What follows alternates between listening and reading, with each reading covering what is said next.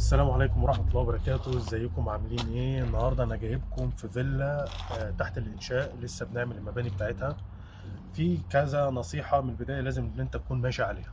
اول حاجة تأكد 100% ان عمدانك خرسانات مظبوطة 100%، عشان لما تيجي تبني وتيجي تربع الصالة، تربع المطبخ، الحمام، تربع الطرقة، كل ده يطلع معاك مظبوط ومفيش مشكلة.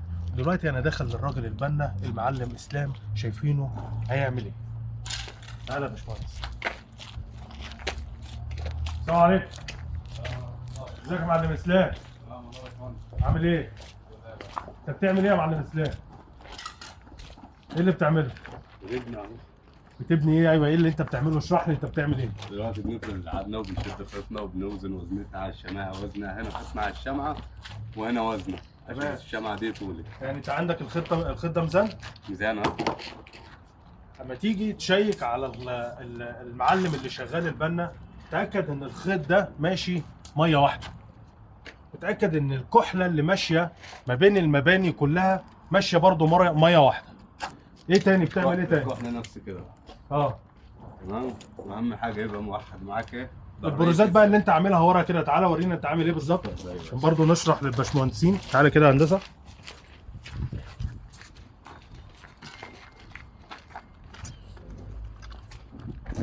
هنا في شغل ديكور، المفروض ان هنا في المباني دي مكونه من 3 مداخل بروز، كل واحده قد الثانيه. ممكن تقول لنا انت عامل ايه بالظبط؟ موحد الناصيه اللي هنا معايا، الناصيه دي متر. متر. بعد كده 40. تمام. تمام. بعدها 20 اللي هو الكتف ده. تمام. بعد كده الضي ده 40. تمام. وبعد كده برضو الضي ده 40.